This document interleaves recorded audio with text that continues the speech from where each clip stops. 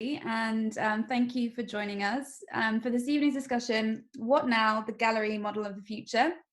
I am Aimee Dawson. I'm the Associate Digital Editor at the Art newspaper. And in this talk with our expert panel here, we hope to look at how the commercial art gallery model might change and develop in a post-COVID world, as well as the differences that we've already been seeing during lockdown in the past months. So Kovet.Art is presenting this, its inaugural panel, and hopefully in the future there'll be more like this, on the occasion of their launch today. So first, a little bit about Kovet.Art, and then I will introduce our panelists.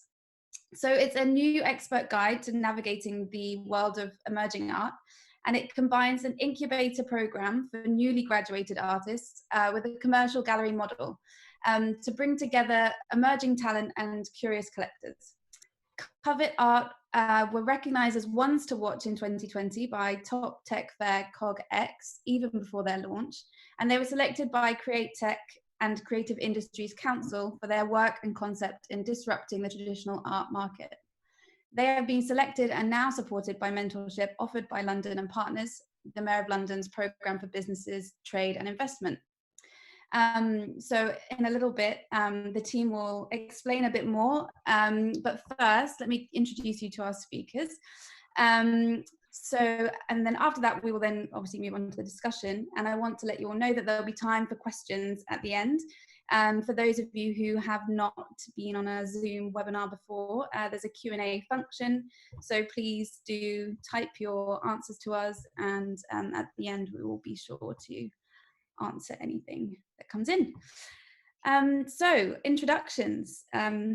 I've already told you who I am. So we have with us Kathleen Soriano, a renowned art expert who was the artistic director of the Royal Academy and has held leading roles at institutions including the Southbank Centre and the National Portrait Gallery in London. She is the chair of the Liverpool Biennial and an advisor to the National Trust. And previously she has been part of the strategic committee of the Grand Palais in Paris and the Wellcome Collection in London. She's currently on the editorial board of Apollo. We have Saras Rachupalli, who is the CEO and founder of Kovet.Art. And Saras specialized in art markets at Sotheby's and innovation at Stanford University. She combines her passion for the arts, with her grandfather having been an eminent artist, with her experience as a senior strategy consultant, which is hard to say, working with C-suite executives at top-tier banks from Wall Street to London. And she's now bringing together technological and business model innovation to the traditional gallery model. Saras also holds a master's degree in finance from Columbia University in New York. And that's a lot of degrees. We also have with us Sigrid Kirk, the co-founder of AWITA, the Association of Women in the Arts. Sigrid is an independent curator, cultural strategist, and art advisor. She also co-founded Arts Co, a cultural production agency. She's a trustee of the Drawing Room and is on advisory boards at Glasgow International and Icon Gallery in London. And our final panelist is Camilla Grimaldi, who is the Chief Art Officer of Kovet.Art. Camilla is a curator and an international art advisor with over 20 years experience. She has studied art history, and my Italian is awful, so I apologize for this, Università degli Studi della Tuscia in Italy, and modern and contemporary art at Cambridge University and Christie's Education. After working with Christie's, the Guggenheim and White Cube, Camilla co-founded the contemporary photography gallery Brancalini Grimaldi, and she is on the advisory board of Photo London Art Fair. So that's all of our lovely panelists. I'm now going to hand over to the Kovet.Art team, who are going to give more information and also a guide around their wonderful online viewing room. So I hand over to you guys. Thank you, Aimee. Hello, everyone, and welcome to the launch of Kovet.Art. We are a new gallery model and a platform working to uncover and incubate, support some of the finest art world talents. At Kovet.Art, we work to unearth some of the high caliber emerging talent coming right out of the universities, and this becomes even more relevant now that artists are at the heart of our model, and we help them build autonomously in a complex art world. And through bespoke mentoring program, including Kovet classes, we aim to develop their market, to create and sustain their market. And we only look at a finite number of artists that we work to incubate and exhibit their works over 3 to 4 shows, meticulously curated shows in a year. And we have a combination of pop-up gallery shows and then move them online. And of course, with COVID, we quickly moved and created a VR so that our clients, the art curious and collectors can enjoy artwork. And then we also use cutting edge technology, including DLT, blockchain, which we can talk about later, to ensure the provenance of artworks, which become incredibly important now that we are moving more and more online, and so that these works and these documents can be retained digitally. And we also offer a full bespoke art advisory from a wider roster of hundreds of emerging artists for our private collections. So with that, I would love to invite you to our debut show, Delineating Dreams, featuring 8 of top finest artistic talents from the UK. And the theme is Delineating Dreams. And we hope to inspire you and uplift you in harnessing the power of dreams and imagining a new reality, especially with what's happening now. With that, I'll hand it off to Camilla, our Chief Art Officer, who will introduce the show, the concept of curation and how we work with the artists.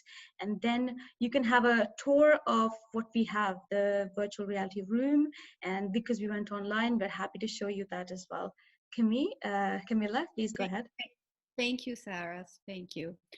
We are so happy to present our first online exhibition, Delineating Dreams, as Sarah mentioned. We are featuring 8 emerging artists that we sourced directly from the top UK universities, such as Slade, Royal College of Arts, Camberwell, Central St. Martin's. The contemporary art that are featured move, you will see, from figuration to abstraction.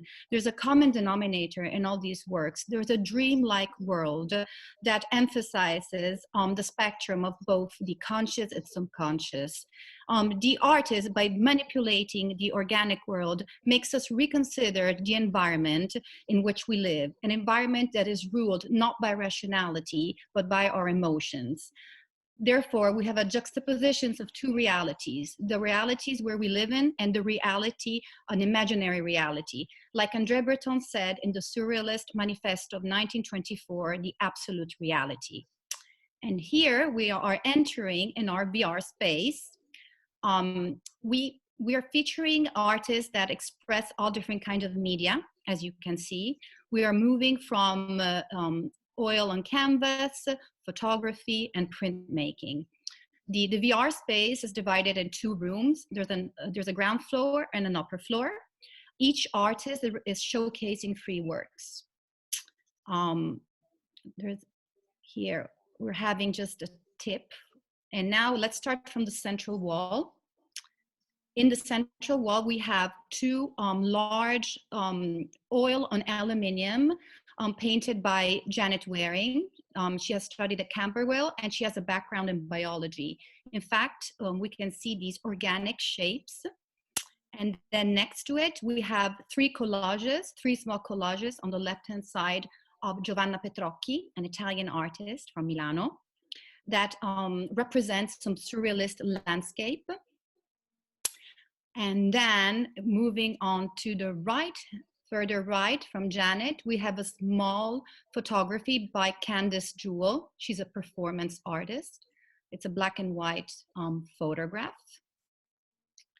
And then we're moving on the left wall. We have L'Oréal Prestige. She's a performance artist, again, with 3 photos. She has done these photos during a residency in Finland, and it's all about portraiture and feminism and how to use the everyday objects. Now let's move to the other wall that's on the opposite side of the room. We have a canvas, an oil on canvas by Max Gimson, The Fireplace. And we have two larger works, Always Oil on Canvas by Kirsty Chan. And let me just give you a brief, if we can zoom in one of Kirsty Chan's works, just to give you an idea of her work. Oops, here it is. So Kirsty Chan, she's a Hong Kong artist coming from Slade, and it's titled Sashimi on the Tube. We can talk about hidden realities with Kirsty. What does she do? She structure, form, and shape. She imports them in a new environment or an environment that she has created in her head. In this particular one, she is in the tube and she's fascinated by the compositions of these figures. And at the same time, she's craving for sashimi. So she's juxtaposing two realities of an everyday environment that she takes with something that she was really craving for. Again, influenced by the surrealist in a way.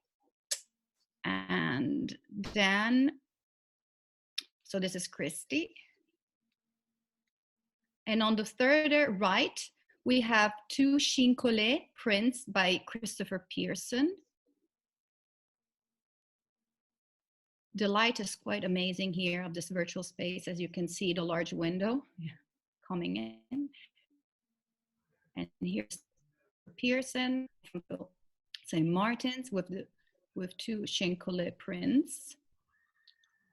Then we will move on the upper floor.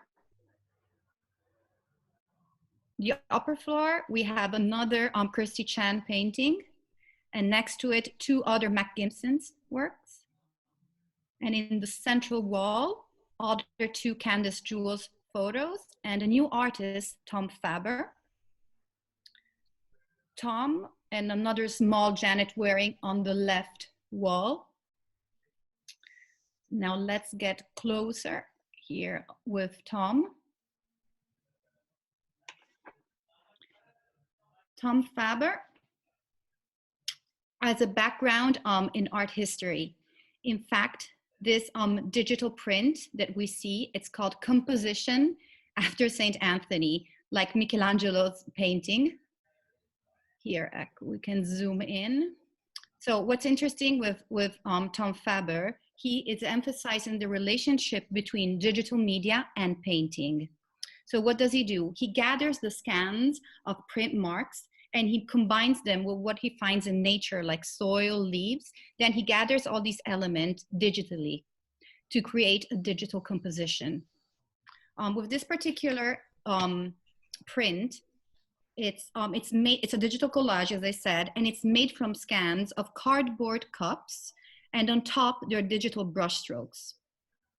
So what does he do? He inserts an image, an historical image, in a computerized world. Again, talking about two different realities. And this is Tom. Now, we've done a brief, then if anybody after wants to do another VR tour, you can go on our website that we're just launching today. And I'll give now the word to Aimee. That's brilliant. Thank you, Camilla, and thank you, Saras, for the introduction. I feel like I've just popped out and been around the gallery. It's got a lovely view, that gallery of yours.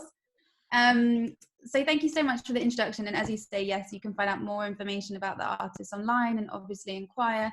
But it's really, it's interesting to hear about how you are taking these artists, kind of finding them from UK universities and helping them develop. And I think what this kind of business model that you have will come up in the talk that we will proceed with now. So the first, so we're talking about kind of new gallery models, which obviously is not a new thing. We're constantly talking about it in the art world before all of this current drama. We're always kind of reinventing the wheel, as it, you know, we're always trying to find ways to improve. And this is going to be a huge disruptor, COVID. And it's taking us online in new digital ways and rapidly pushing forward development in a field that was kind of before chugging along quite slowly.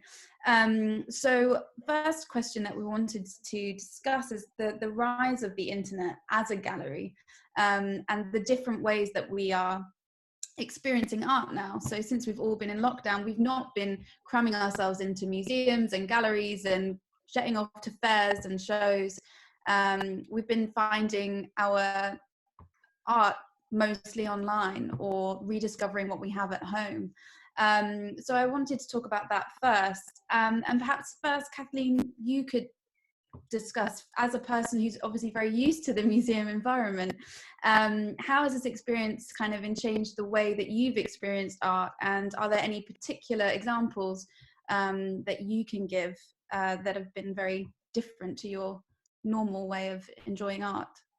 Yeah, I think that the world, sort of the art world or the cultural world, has split in two, and you very much got the digital space that you had talked about, Aimee, and therefore museums and galleries have had to rush into the 21st century and really put their money where their mouth is with regard to digital placemaking. But then on the other hand, you have local audiences and the rise of the importance of the local audience, given that other audiences just aren't there. They just can't get there. You know, the international travelers, as we've all been in this art world for many, many years, decades even, are slightly sort of by the side. I do think that that focus on the importance of the digital placemaking will allow for museums and galleries to be much, much more creative. I believe that they were not particularly quick to grasp the implications of the pandemic at the beginning, and basically a lot of museums and galleries, I'm not talking about the dealerships here so much, the gallerists, but a lot of the museums and galleries simply dumped their activities online without really thinking about the nuances and how you needed to really understand the digital space as a different space. And I think those that were the most successful were those that really understood it was about personal storytelling, and it was about personal connections. I mean, one of my favorites is the Frick, the Friday cocktails with the curator, where you had one painting, you had 20 minutes, and that sort of personal connection, I think, was at the beginning certainly very important. So I think it will have an impact, a long-lasting impact going forward. I think it's taking us back to audiences again, which I think is always really, really important. How that sits with making money in the museum model, I don't know. But I do think the dealers were very quick to activate their artists and to have those wonderful personal tours of artist studios that allowed access to those private spaces that so many of us have been lucky enough to get into, but other people haven't. So I think it did open up some wonderful worlds.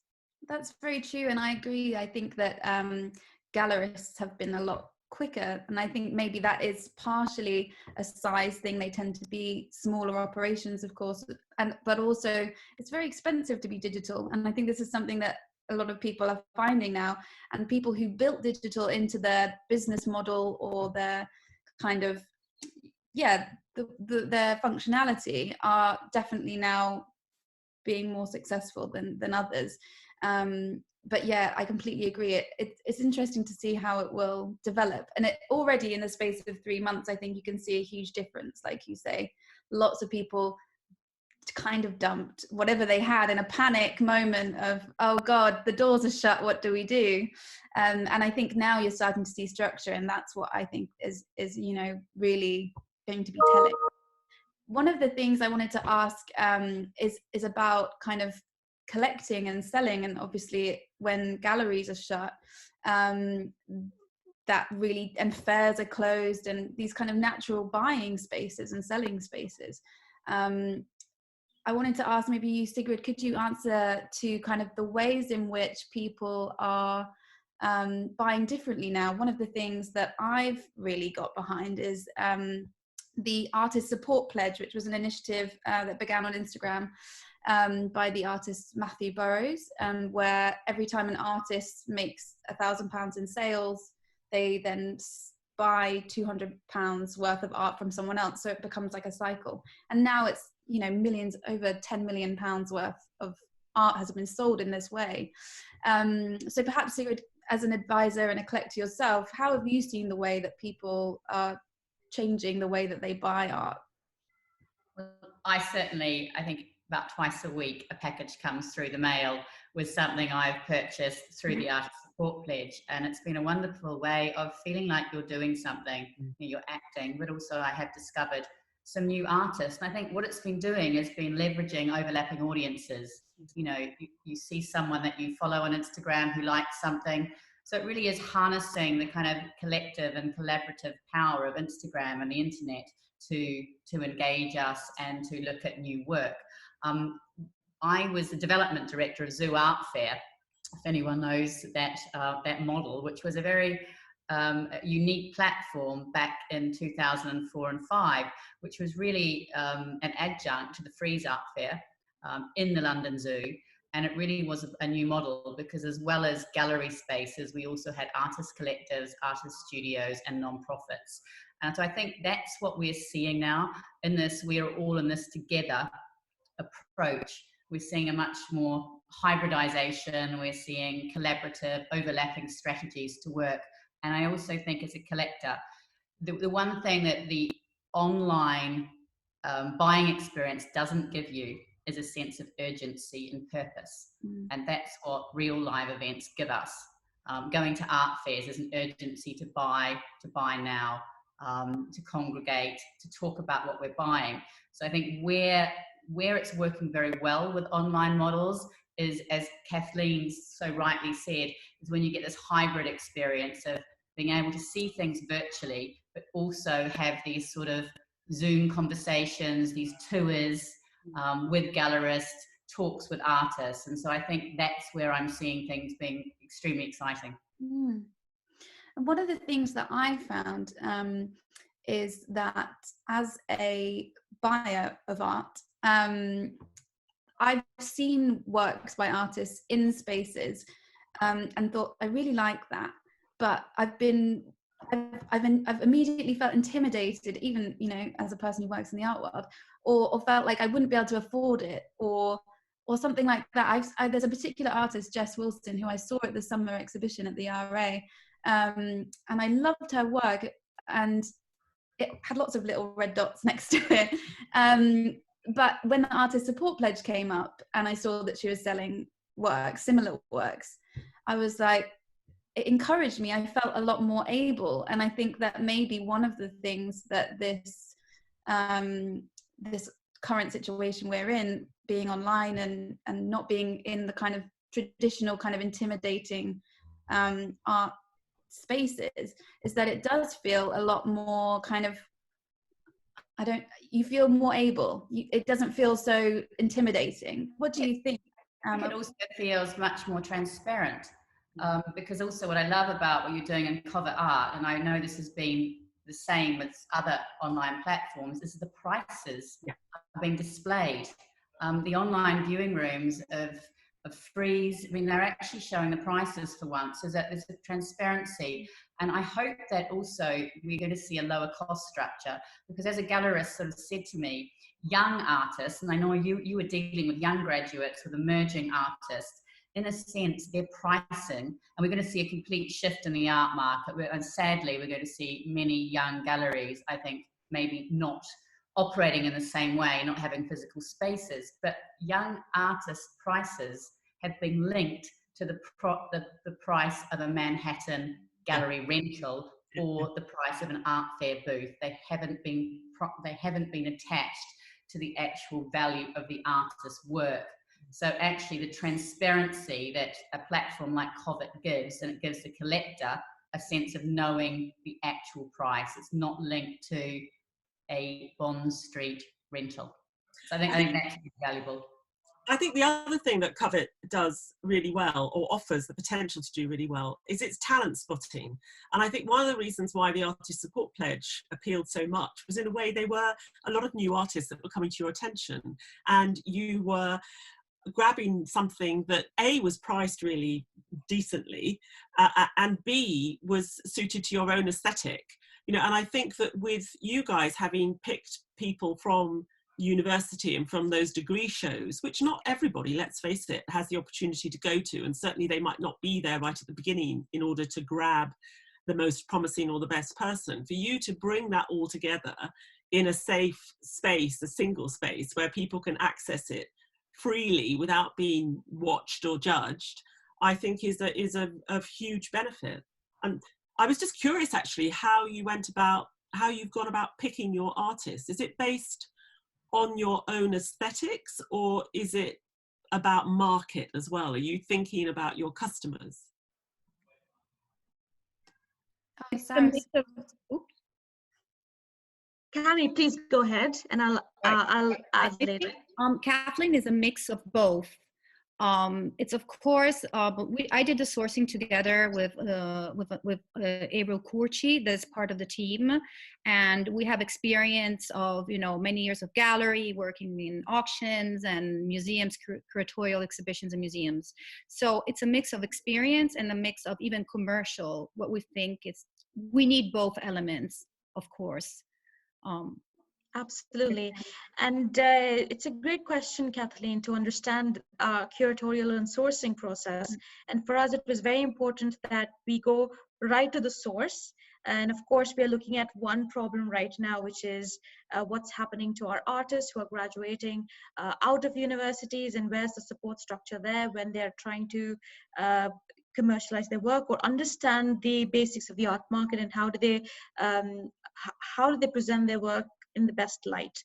So that's where we come in. So one, we go directly to the degree shows, but also studios. We do intense portfolio review sessions and a stringent process in terms of interviewing and understanding their body of work, and then selecting what is most appropriate for us, relevant to the current times, but also in terms of what's happening in the art market, in terms of, like you said, Kathleen, aligning ourselves to what are the art fairs doing right now, staying relevant in terms of medium, style, but at the same time, what we think could appeal to collectors as well. So again, it comes from a strong curatorial expertise in-house from Camilla and Avril Kurchi, who's our artist liaison, who's on the board of Ashurst Emerging Art Prize as well, which is fantastic. I think it's so important to talk about art schools. Obviously, they produce a great number of our big art talents.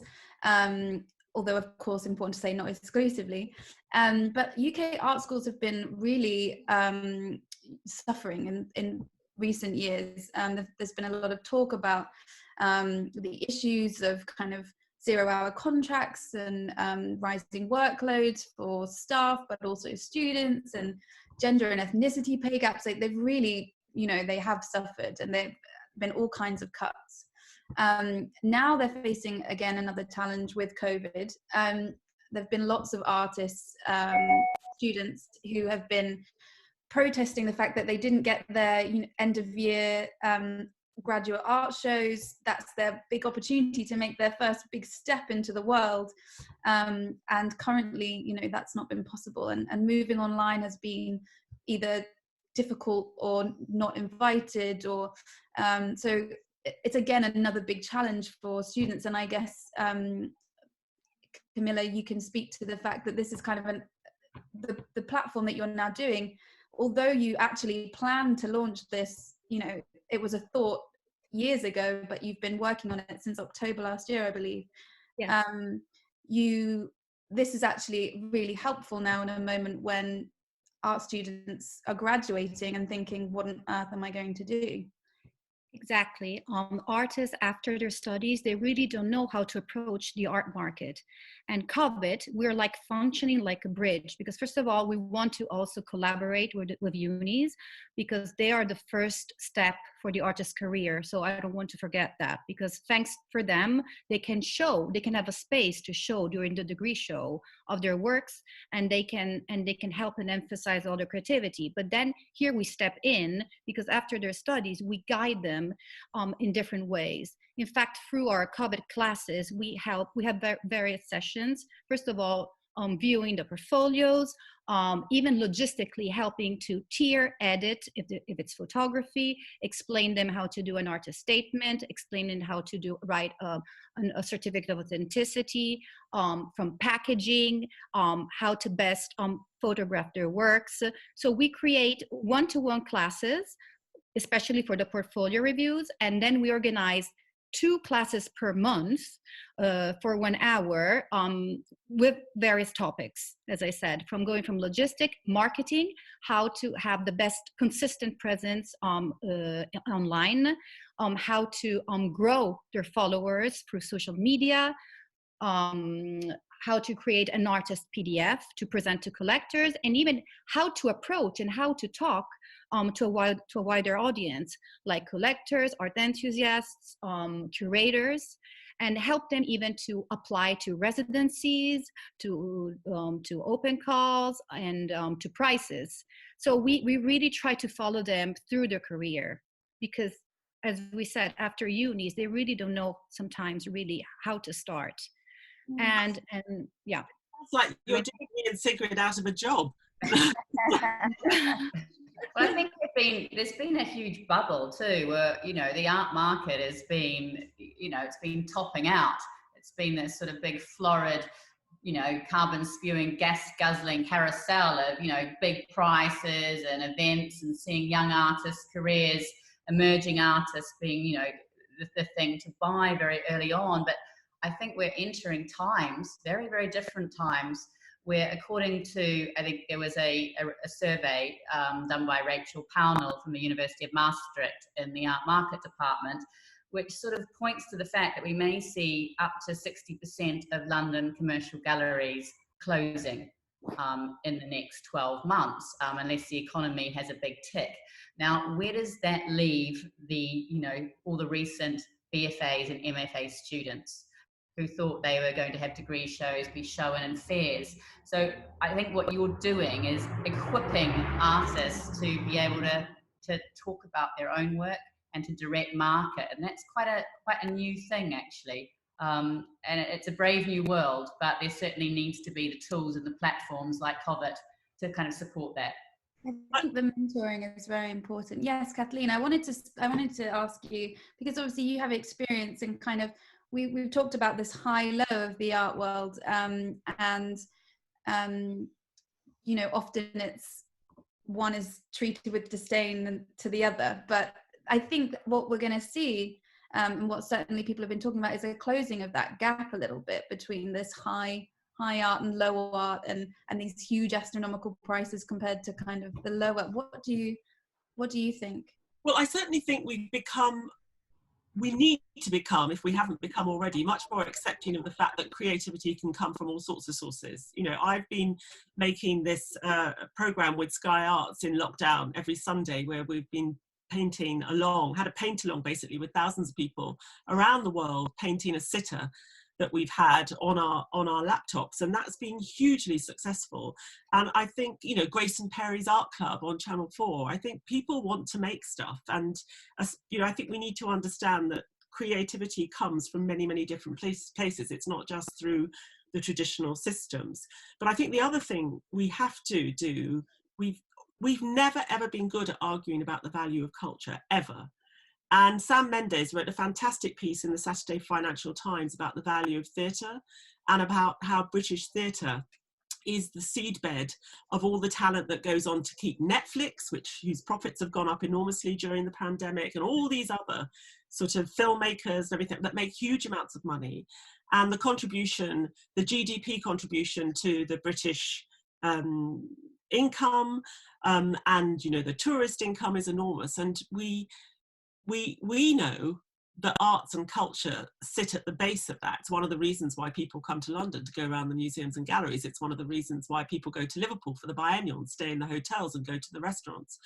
But we need to invest more into our seedbeds, our art schools. And, you know, with art being taken out of the school curriculum at the moment, even, you know, it's been more and more denigrated. And that's one of the reasons why we've seen the sort of the gender issue and the social class issue become a problem at art schools around the country. So we have to go back to learning how to argue better about the value of culture and the value of the arts. We took one big step in the sort of 80s and 90s when we understood that we needed to speak in financial terms to persuade Treasury to give us more money. And we did that very successfully. Chris Smith set up, the DCMS argued about the creative industries and the value of the creative industries.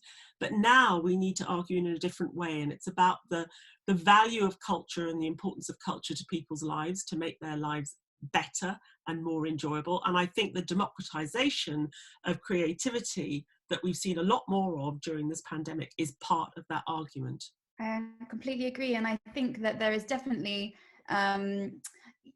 it sounds cheesy, but one of the big things that people have been saying during the pandemic is be kind. And I honestly think there's a great deal of room for the art world to be kinder. It can be quite cutthroat, it can be quite snooty. And I think that this is definitely going to bring everyone down a little peg or two with a little bit of a bump. And I think actually we can stand to experience that. Absolutely. And absolutely right, Aimee. I think what Kathleen and you mentioned is around accessibility as well. So breaking down those barriers, right from who can create and what is art, questioning those notions, but also who can participate.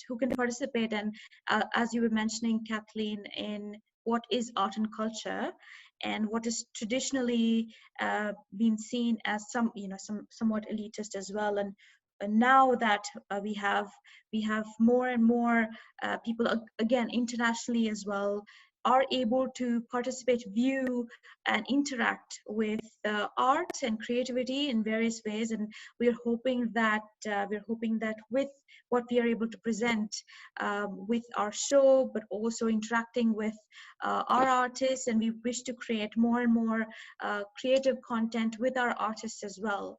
So absolutely, and as you mentioned as well, Kathleen, that people are getting more creative in isolation because again, it's human tendency. If you can't go out, go in, and therefore people are looking at how to creatively spend their time and looking at value of art in a different way, looking at art as a refuge and a solace as well. One of our team members, in fact, was saying it's actually fantastic to just wake up, and even if it's Instagram, to look at a post of an artwork. It's first thing in the morning, and even for us to walk around in my own home and with our friends and family as well, to do this enjoy the thing of beauty. And there has been so much research and literature also on impact of art on well-being. So there are so many conversations happening there. So you're absolutely right, and we hope to extend that conversation in as many ways as we can. Absolutely. I think that's a wonderful point. I did a virtual walking tour this morning at Sculpture Park with Claire Lilly, the director, and it's a 500-acre park full of world-class sculpture. You know, Barbara Hepworth, Joanna Vasconcelos, Alfredo Yar, Henry Moore, and we almost cried. I mean, and the thing is, looking at these artworks, you know, the emotion that you get for it. And Yorkshire Sculpture Park has been described as the NHS for the soul. So when you talk about art as a sort of a social prescription for care, for well-being, I think that's fantastic. And yes, we can, you know, any one of us, even just getting a small artwork, buying a young graduate's work, you can see it online. And I think you've got a system in place where you can buy works and almost try them in your house, and try them before you buy them. But I can tell you, I have had so much succor and so much pleasure at moments of great, you know, lows through this lockdown, when I've actually spent time with my artwork, and it really has helped. So I think the idea that you're almost being philanthropic by buying, because I do think buying art, young artists, is a part of philanthropy. Yeah. But it also is, you are getting so much more than the artists do. You know, you get to follow someone on their journey, and buying young artists and then seeing them over a period of 5-10 years grow and have exhibitions, you almost feel like they're your children. Every moment that you watch their accomplishments, their achievements. It's a wonderful thing. So I think that's also a fantastic part of buying art and being a collector. The other thing I think that you promised to do is to tell us what we don't know and show us stuff that we haven't seen. And one of the things that I find after being in the business for so many years now and working in museums, major museums and galleries, where you have to give people a lot of the time what you think they want to see. And what museums and galleries struggle with is how to broaden the canon. And we've all got lots of tricks and the ways in which we do that. But I think you guys are getting in at grassroots level in sort of helping us encounter stuff that we don't know. And, you know, personally, I'm looking forward to when you start bringing overseas artists to us as well, and to parts of the world that I just don't know at all as well as I should do. Certainly now that physically borders are coming down, to be able to socially engage and see art from many different countries is very, very valuable, particularly in these very, very difficult times with, you know, racism and the Black Lives Movement and all these things. I think it's more important than ever that we have platforms which are quite democratic, and I think that's what you're trying to do. Absolutely. Cami, go ahead and I'll add in. No, I mean, diversity, where when we do our portfolio reviews, when we source directly the artist, when we do studio visits, we always are, first of all, the artist is our main core, because that's the most important thing for us. We want to support him 360 degrees, but at the same time, we're interested in diversity. We want a whole range of artists coming from all parts of the world. We don't care about the race, we don't care about the gender. It's just that we want, to represent most of them, and it's, this is what we want to do. Absolutely. And in terms of the aspects of the issues around activism, the issues that we are facing with the civil unrest that's happening in the US, or those are incredibly integral to our core matter and subject. For example, Candice Jewell, one of our artists, her wonderful work with performance art and black and white photography, she questions the notions of, again, gender and identity. And again, we have L'Oreal Prestige, who's another wonderful performance artist who looks at feminism and girl power in quotes, and looks at power itself and questions the understanding of these constructs. And then you have Max Gimson, who looks in his fireplace, a painting that you may have seen quickly. He looks at and challenges aspects of, again, social constructs and elitism as well. So we do take these issues very seriously, and we hope through our artwork as well that we represent and talk about them and think about them. And in terms of our roster of artists as well, we are working very hard to make sure that we are presenting a diverse group of artists, not only with our shows, but also with our art advisory. So again, artists who are on board here, who are listening in, feel free to send in your portfolios. We are always looking for artists across board. So please reach us. Of course, you have a section on our website where you can feel free to approach us and we can review. And this becomes incredibly important for us as we progress as well, because we are always thinking, learning, and growing. But the most important aspect here is how do we implement it? And we already have talked about what we can do tangibly as well to make our current roster very diverse, because we did absolutely go into universities as well as look at how we can get artists from across board. It has been very difficult, which only means that we have to try harder. So there's a lot of work to do, and we hope to do more. Thanks, Saras. That's perfect. Well, we've got about 4 minutes to wrap up, just so that we have 10 or 15 minutes for questions. I've received a question already here. Thank you for sending that in, anonymous attendee. Please do send in any more questions that you have, and we'll work through them as quick as we can. So just to wrap up, we've obviously talked a lot about, you know, how we're experiencing art differently. So naturally the gallery model is changing, and price points are changing, and the ways that we're coming across new artists has changed, and we're discovering that the art world perhaps will become a less cutthroat and kinder place. I wanted to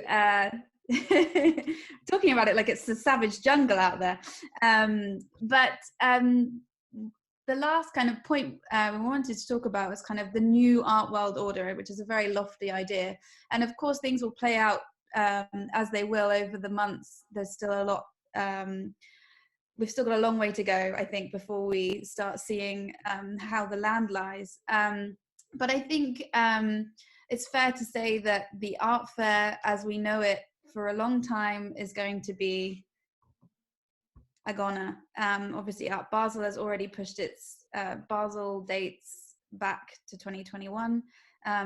Who knows what Frieze London is going to look like if it does indeed go ahead. And we've talked about how things are now increasingly becoming local instead of global, you know, because of this restriction on travel. I wanted to just end by saying about how these digital and physical worlds, thinking about how previously physical definitely had more of a hold on the art world, and now of course it's more digital. How do we think that they will coexist in the future? And I wanted first, maybe Saras, you could very quickly talk about the way that technology is part of Kovet's program, and then maybe Kathleen and Sigrid, you could just end by letting us know kind of a little bit of a prediction, the way how these two will live together. So Saras. Sure. So we absolutely are looking at a hybrid model. Physicality and experiencing and discovering art in its physical form is extremely important.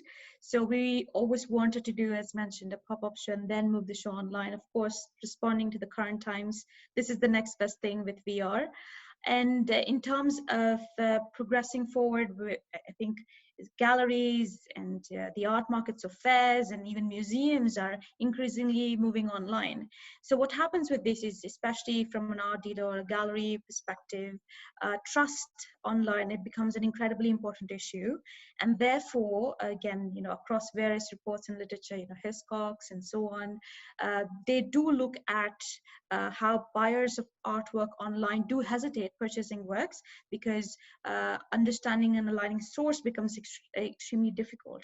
So therefore, we are looking at the concept of certificate of authenticity and provenance, looking at solidifying their presence or securing them in the digital world using technology, which we have access to now with the DLT or distributed ledger technology, and therefore blockchain.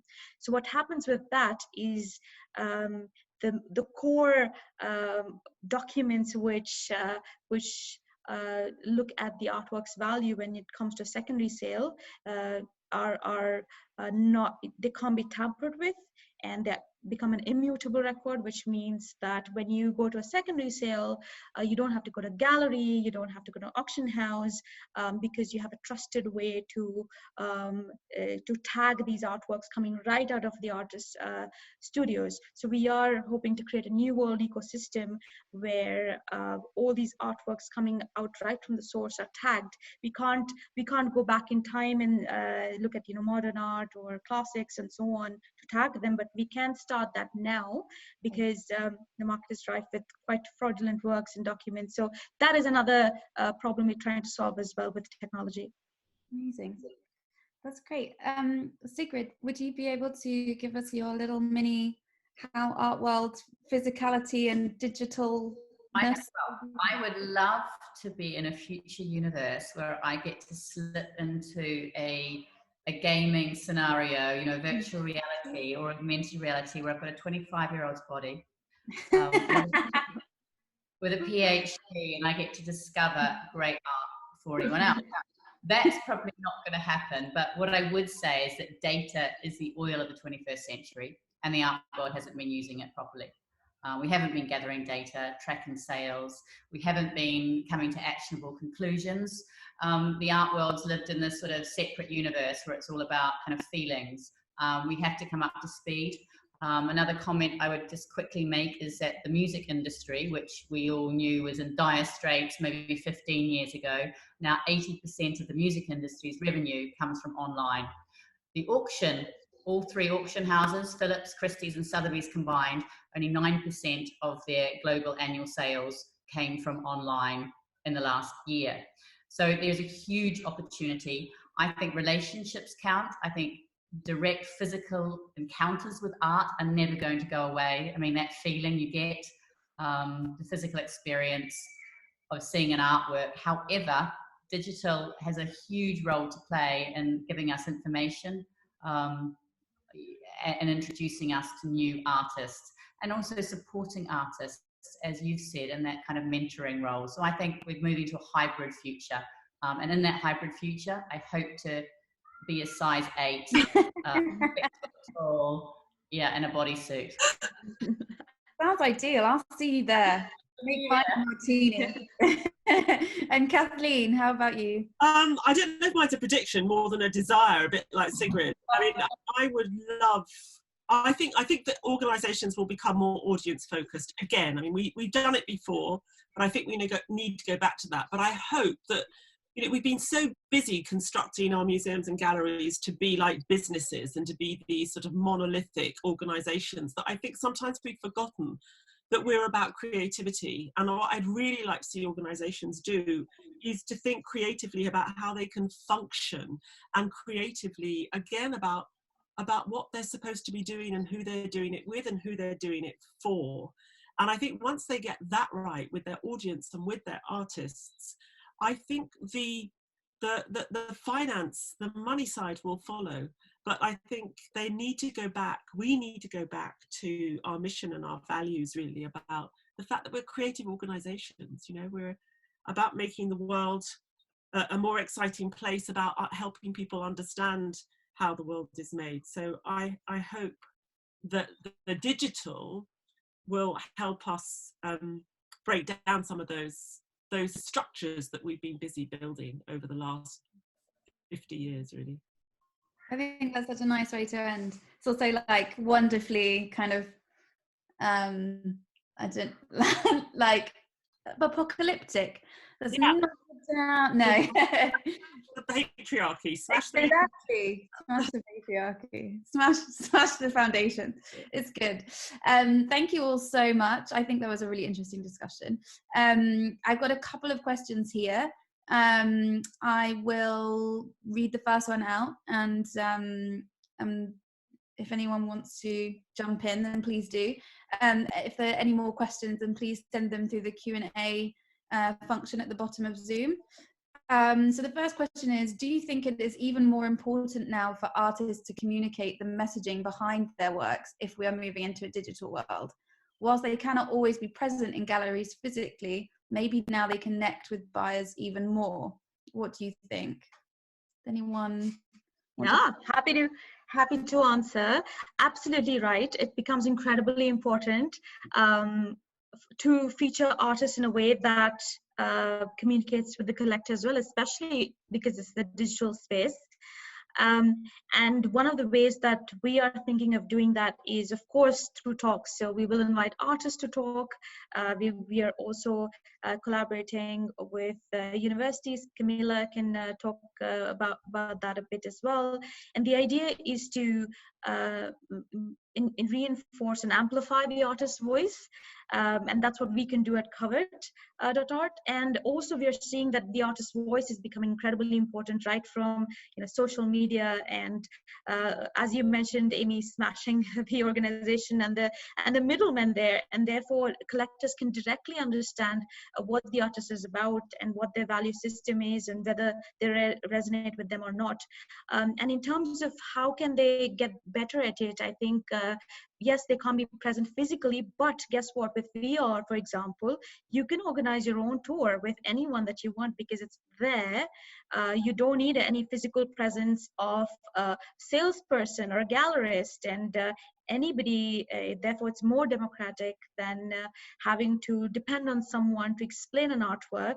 And also, we may be adding new features soon. We won't tell you yet what it is, but that could help tell the story of the artwork and the artist better.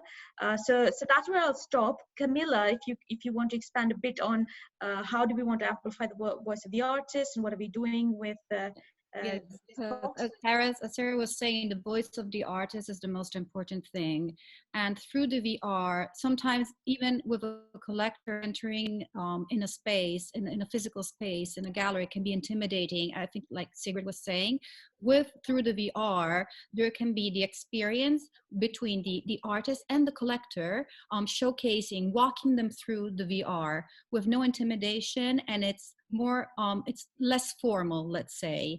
And we can create that buzz too, because sometimes, we go to art fairs, to feel the buzz, to see who's there, where's the collector, but we can create, unique VR tours with the collector together with the artist, or, inviting, as Sarah was saying, we're creating an agenda to invite professors, tutors, professors, and sometimes they're the tutors of the artists that we represent now at Kovet, in conversation between the two of them. We're already working with a collaboration with Slade, Central St. Martin's, and Camberwell Uni. So we're organizing that. We will let you know so we'll keep you posted of these new talks. We will write them on our website and also through our social media. Yeah, this is a good point to tag, to shout out to all the social media. Exactly. So obviously this is a developing platform that launches today. So if you want to keep in touch about future developments, then make sure that you follow. Kathleen, you wanted to say something about the... I was just going to pick up on the idea that, arts, I think it's great that you're going to help artists understand how to talk about their work and communicate about it.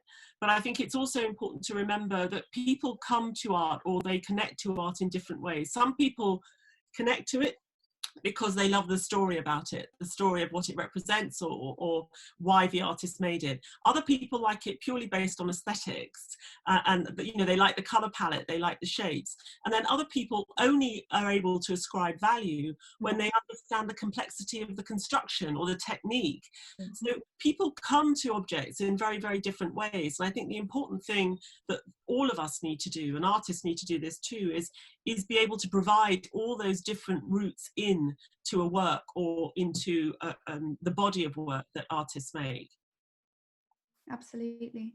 Sigrid, do you want to answer to that question about whether you think that artists will need to communicate the messaging behind their works more now we're moving to a digital world? It's just naturally happening. But I would also say that not all artists need to be communicators. And I think sometimes we expect our artists to do too much. I mean, I'm in awe of artists who make extraordinary pieces, and sometimes being with a work, actually not having it over communicated to me is actually better. And I also quite like to rely on conduits or mediums or other people to provide that for me. And sometimes, Charles Saatchi famously said that he actually didn't like to get to know the artist he bought from. My husband's exactly the same. He said, well, if I don't like the artist, maybe I won't want to live with the artwork. And I don't think that my dad is the same, Sigrid, exactly the same. He doesn't want to meet the artist because then he's afraid he won't like the work if he doesn't like the artist. But I completely fall in love with an artwork without, I mean, God, maybe Angelo is a complete arsehole. He probably was. I mean, I've been reading Vestaris. That was my lockdown challenge, to try and read Vestaris, The Lives of the Artist. Every day I've been reading it. Now, some of them sound absolutely fabulous. I'd like to run away with and have an affair if I was living in 15th century Italy. But others sound like complete pricks. Now, the point is the art's extraordinary, and I don't think artists need to always be communicators. And this is why platforms like Kovet can be very valuable. I agree. And it's also the reason why the physical will always be important, because that there'll always be a desire to experience the work without all of the, you know, list of comments on the Instagram page or whatever. So I want to move on. One of the questions was from Regina. Congrats on the launch. Sounds like you have some exciting elements in the pipeline. When should we expect the different elements? So that's, like we said, make sure you follow on social media, and you'll be able to see the talks and various different things that come along. The final question, it's now 7:02, so I don't want to keep you much longer. Is a very long question saying lots of nice things, and I won't say all of them, but it says, I'm an artist myself that graduated a few years ago with a master's degree and haven't managed to launch my career yet, which I think is very common. And would be interested to know if you're also supporting career talents who have not been recently graduated from unis, and if you'd be interested in looking at my portfolio. So maybe we can just end on kind of your plans, about whether you'll always have this model of taking graduates fresh from uni, and also what your future plans are for the platform. Absolutely. Thank you for the question. I think it's very relevant to many artists, and therefore we are hoping to come in and create that kind of bridge or conduit that we were talking about. So we will be looking at artists graduating out of universities few years down the line. So 5 years is a ballpark figure that we're looking at right now, because after that, of course, there are so many artists who need support and guidance, but at the same time, there's of course only so much we can do in a very structured and targeted way. So we wanted to start with fresh graduates, and how we define them is right now around 5 years out of universities. It could be even masters, and it could be, you know, doesn't matter, age doesn't matter at all. In terms of mid-career artists, I just got a question.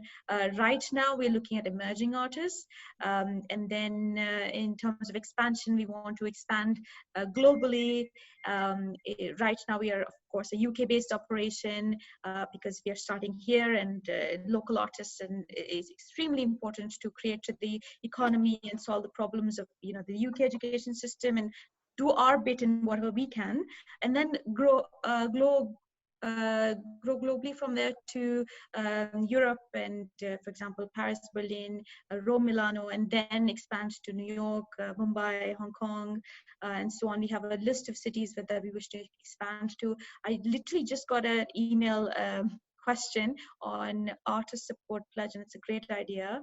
I don't want to leave it unanswered, but it's great to think of, again, career as well as, you know, price points was another question.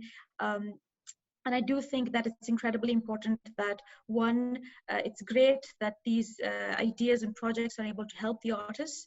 At the same time, in terms of development and career development, it's incredibly important that you create and sustain a market for yourself as well. So ultimately, we do want our artists, and hopefully other artists also, to be able to create a market for themselves as well, through collaborations. It could be through gallerists, different sorts of galleries or advisors, and solidify their career. With that, I'll stop and end here. Of course, if anybody has any thoughts or questions, feel free to ask the panel. I haven't got any more questions here, and it is 7:05. So we are almost exactly on time, which barely ever happens. I want to thank you all so much for coming all this way to Zoomland. It was a really great discussion, really interested. I'm really looking forward to seeing what Kovet.Art does. Thank you all, and let's all speak again soon.